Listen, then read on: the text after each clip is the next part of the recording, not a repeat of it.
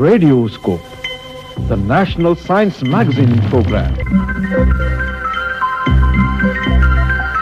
Good evening and welcome to the latest edition of the National Science Magazine, Radioscope. In today's program, we will be discussing the latest scientific news shaping India. We will also be in conversation with some of the brightest names in science, technology and medicine as they discuss topics relevant to the community. Science and technology holds the key to the progress and development of any nation. The country's progress in science and technology underscores its commitment to national development. We begin tonight's program with a roundup of the latest news and scientific breakthroughs across the nation. In a major technological breakthrough, India has had a successful test firing of the Agni-5 ballistic missile with multiple independently targetable re-entry vehicle MIRV technology by the Defence Research and Development Organization DRDO under Mission Divyastra. This technology will now ensure that a single missile can deploy multiple warheads at different locations. The project director is a woman and has significant women contribution. In other news, India's contribution to the science of space is immense. India now this month announced it'll be only the fourth country to send a human into space after the Soviet Union, the US and China. In March 2024, 4 Air Force pilots who have been shortlisted to travel on the country's maiden space flight scheduled for next year. The officers chosen from the Indian Air Force were introduced as Group Captain Prashant Balakrishnan Nair, Group Captain Ajit Krishnan, Group Captain Angar Pratap and Wing Commander Shubhanshu Shukla. The Gaganyaan mission is India's first human space flight program to send 3 astronauts to an orbit of 400 kilometers and bring them back after 3 days. In other space-related news, for the first time in the history of ISRO, India will also launch 2 rockets to complete a single mission. The country's 4th moon mission, Chandrayaan-4, will bring back moon rocks and soil to Earth. If successful, it will make India the 4th nation with capabilities to bring back samples from the lunar surface. In technology news, Indian scientists announced they have sequenced genomes of 10,000 Indians from diverse communities to create a database that could lead to gene-based remedies. Creating a database of Indian genomes means that researchers anywhere can learn about the genetic variants that are unique to India's population groups and use that to customize drugs and therapies. Joining us today is Professor Kavi Arya, a gentleman who is instrumental in nurturing some of the finest minds in our country. Professor Arya currently teaches at the Computer Science and Engineering Department at the Indian Institute of Technology, Bombay, and holds degrees from Oxford University and the Imperial College in London. In a much celebrated career, he has been a research scientist and tech advisor for some of the biggest names of industry, and using robotics and artificial intelligence, he has done some exceptional work in urban farming, among other fields. Can you share your views on how artificial intelligence and robotics can benefit humanity? So let me just go through a laundry list of the kind of areas which AI is going to touch in our lives. Healthcare. My wife is a radiologist of repute. She can also see where this trajectory is going. The machines will often give you a pre-diagnosis, which then the doctor can save time on writing. Normally, doctors have to dictate their reports. This can make it very easy. So radiology and other diagnostic fields are going to be affected a lot by this. AI, because of the way it works, will see the sum of the image and not be distracted by details to give you an idea of what it could be. Right? So radiology, pathology, you name it, is going to affect things. Diagnostic tools, especially in rural areas. Now the fact is that rural areas don't have doctors. So I can see that you can have a kiosk where you can go and that kiosk can read all your bodily parameters, and then you have access to a very good diagnosis through AI, which you might not have had otherwise, because you would depend totally on the doctor who was there. Now you have a virtual doctor, if you like. So all sorts of things. So accurate and timely diagnosis. Then telemedicine. Through telemedicine, you have access to the best opinion in the world, if you like. Agriculture is going to get transformed from, you name it, what is the best time to grow which crop to get the maximum yield, what is the best crop to grow in this region, All this kind of intelligence which can be used to optimize the yield of your land, if you like, right from growing the things, farm to fork, if you like, all the logistics chain and stuff like that. Even for growing crops, identifying which pests are attacking your crops, right? You can be monitoring. In fact, I have a PhD student who's working on this, on predicting pest attacks based on the variability of the climate.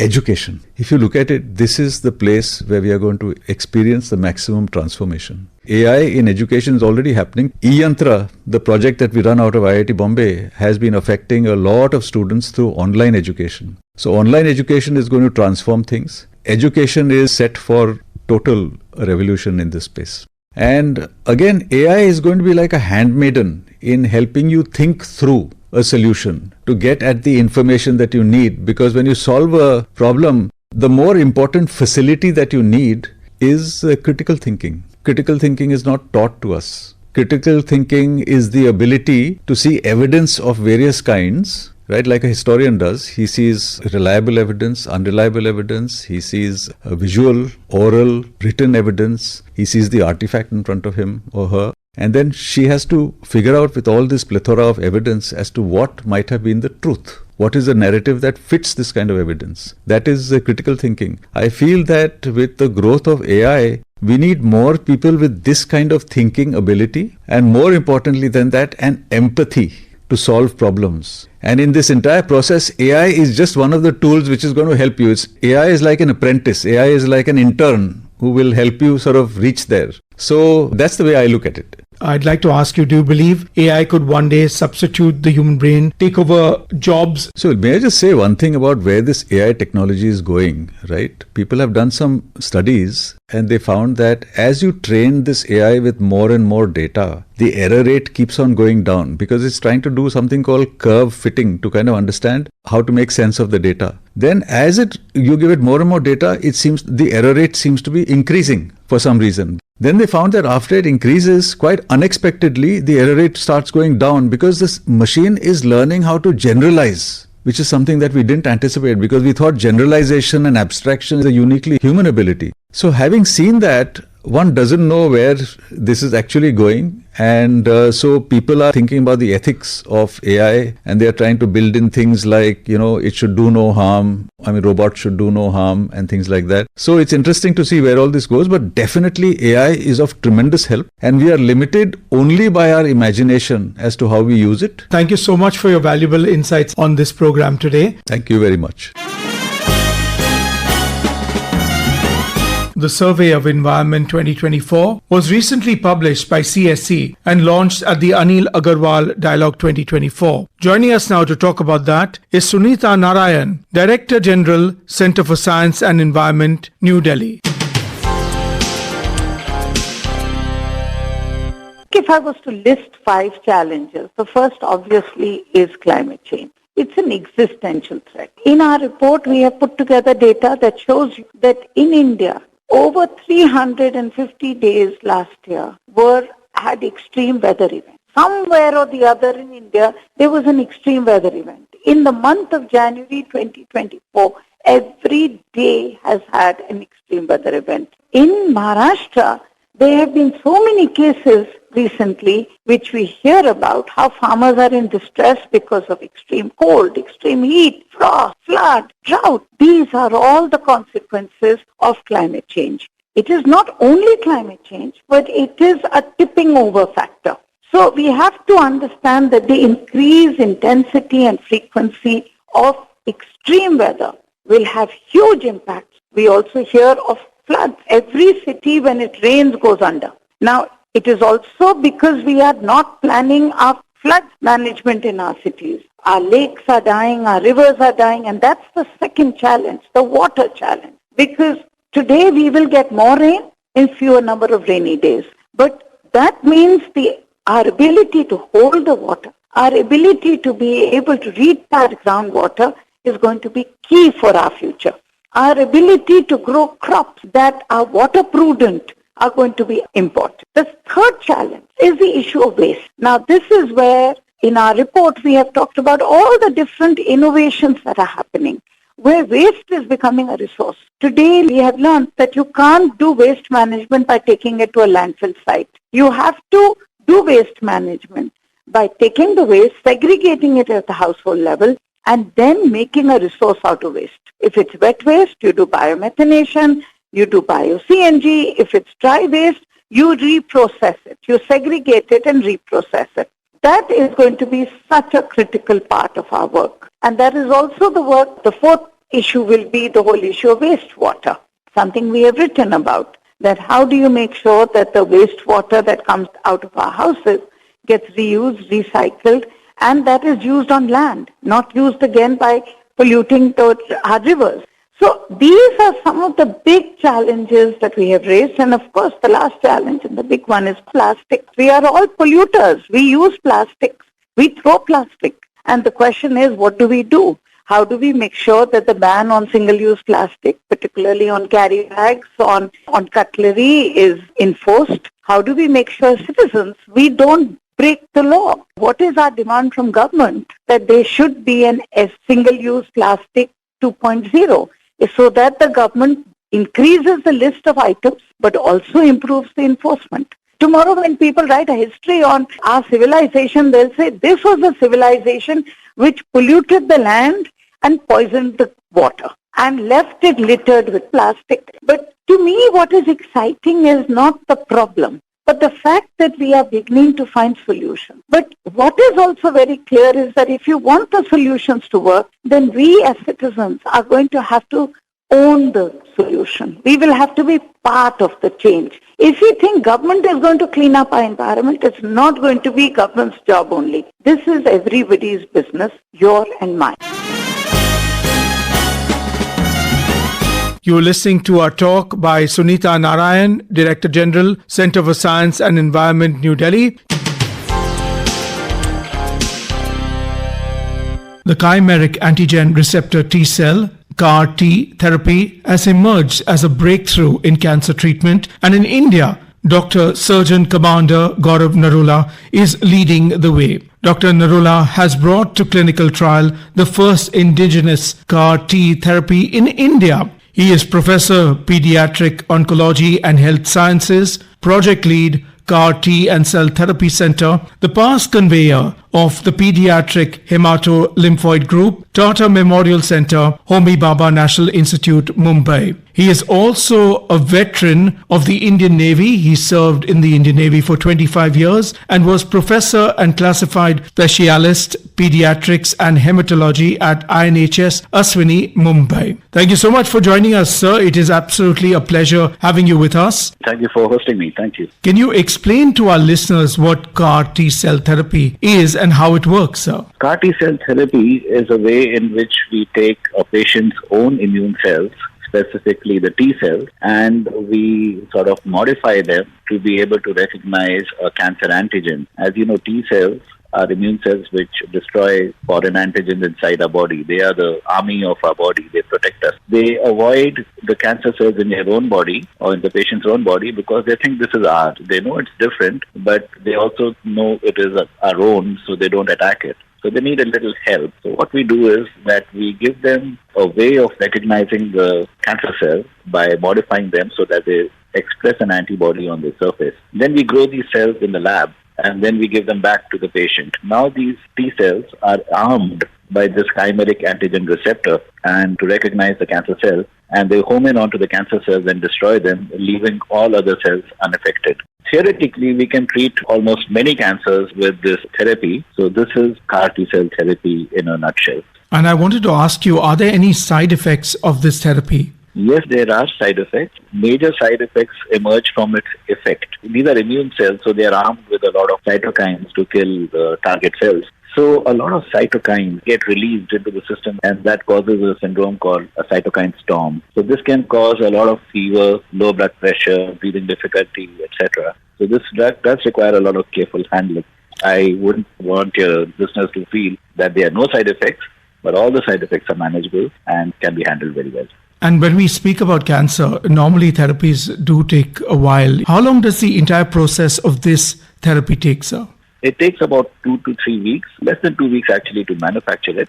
But after that, a battery of tests need to be done to make sure that it's safe to give back to a human being. And could you share with us what are the most important benefits of CAR T cell therapy compared to standard therapy? Well, the initial success of CAR T-cell therapy was in what we call the relapsed refractory situation. And these are really situations where no known curative therapies were there. Nearly 70 to 80% and higher number of patients who were not responding to any known treatment started responding to this therapy. So now obviously the thought is that can we use it earlier? Why wait till all therapies have failed and use it earlier? So all that is being explored now, and probably in the next few years we'll have those answers. Thank you so much, sir. It's been such a pleasure having you with us on the show today. Thank you very much. It's been a pleasure talking to you.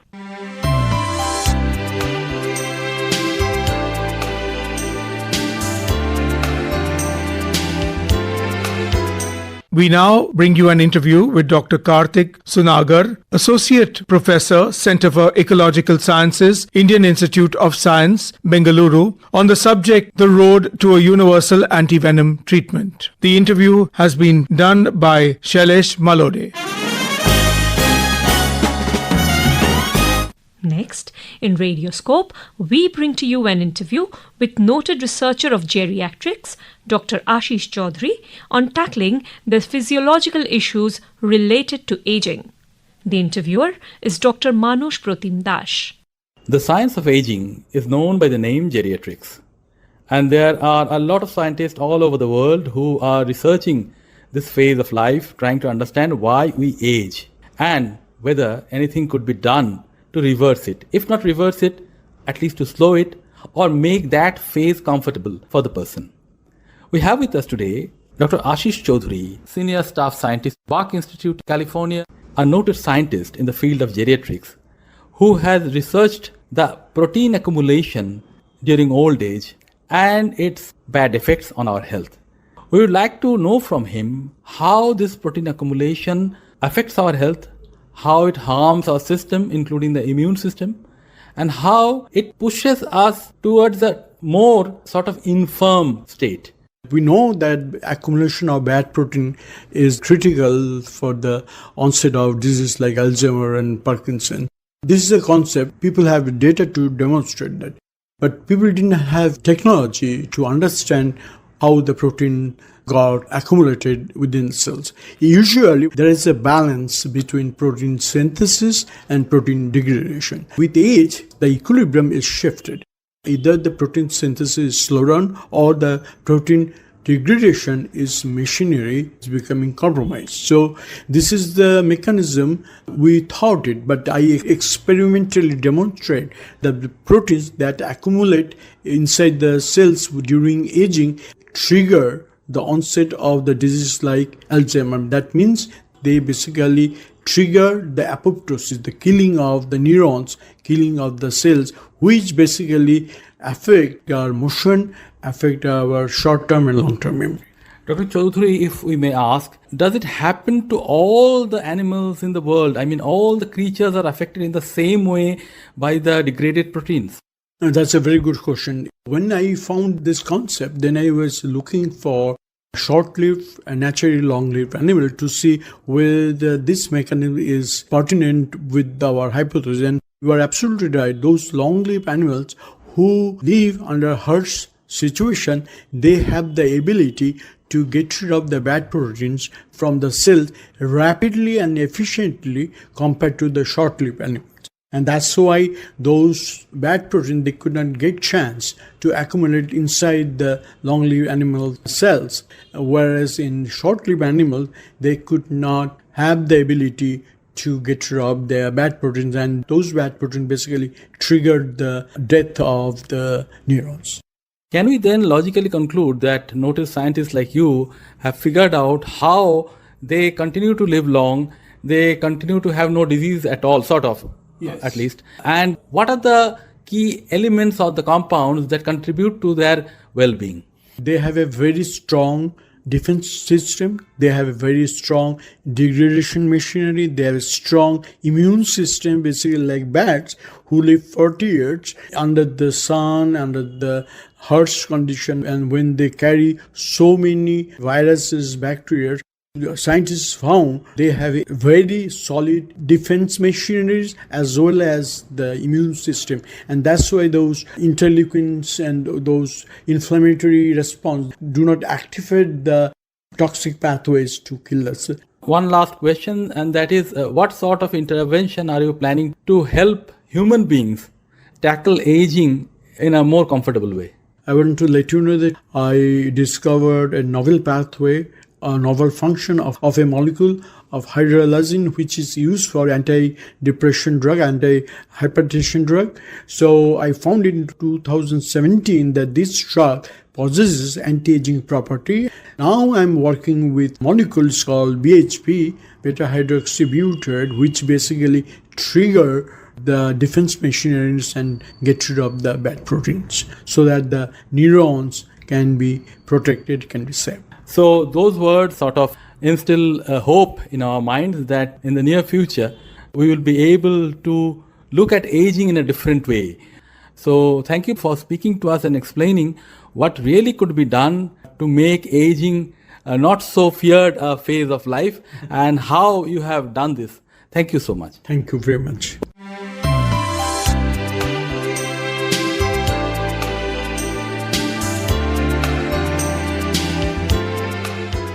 Every year, millions of people die from tuberculosis, a dangerous disease that can stay hidden for a long time. To help fight against it, the world observes World Tuberculosis Day each year. Today marks that special day, the 24th of March, which remembers when Dr. Robert Koch found the TB germ. Yes, we can end TB is the galvanizing theme for World Tuberculosis Day this year. India accounts for 27% of the total TB cases in the world, and on the occasion of World Tuberculosis Day, joining us on the show is Dr. Shreyas Godbole. Dr. Godbole is a well-known tuberculosis and chest disease specialist and pulmonologist. It's a pleasure having you here with us on the program, sir. Thank you for joining us. Thank you for having me. Can you please explain in brief to our listeners what tuberculosis is and what are its symptoms? So tuberculosis is a disease caused by Mycobacterium tuberculosis, which is a bacteria. It most commonly affects the lungs. Symptoms will include cough for 2 weeks, fever, which is especially more in the evening. There would be weight loss, reduced appetite.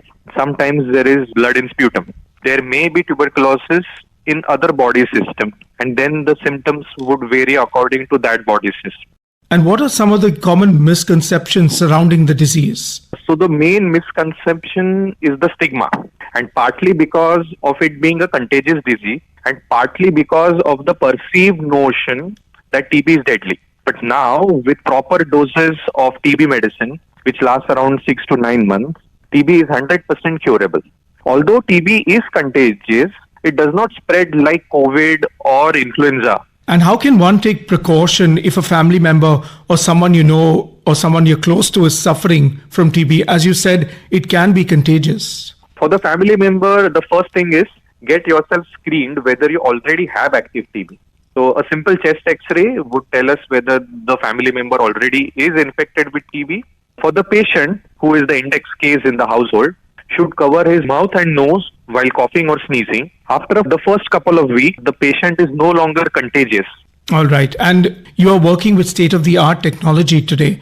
Could you tell us about that? The most important technology in TB that we have are more genetic tests which gives the reports early. Conventionally, diagnosis of TB took months. So the TB culture took around 2 months to come positive. But right now with more genetic tests and combined with that getting the right sample for test, TB cannot be tested by a blood test. You have to give a sputum. If the patient is not able to produce sputum, then we do a bronchoscopy where the phlegm is taken from the representative area of the lung where the infection is, and then whole array of genetic tests can be done where you can pick up the type of TB, severity, how many medications would work, which medications won't work, so that we can tailor the treatment as precise as possible. There are new medicines which have been introduced to make sure the treatment of resistant TB becomes a bit more convenient. Earlier, the treatment of resistant TB was 2 years and involved a 180-day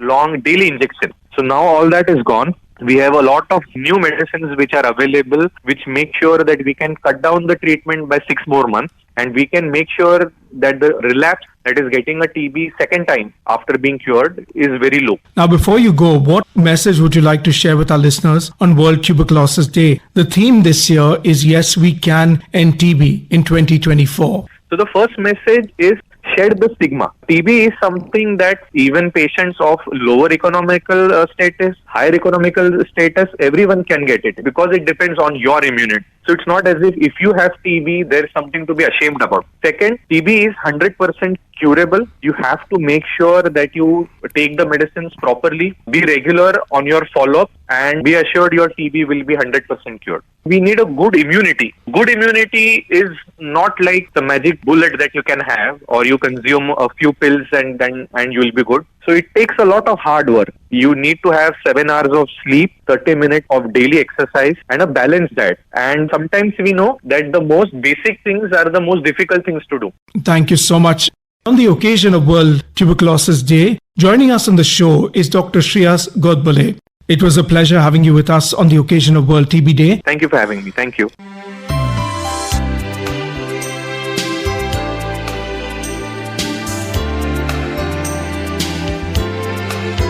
And with that, we come to the close of another edition of Radioscope, the National Science Magazine. We hope you enjoyed the program and do join us on the 21st of April at the same time for another enlightening episode of Radioscope.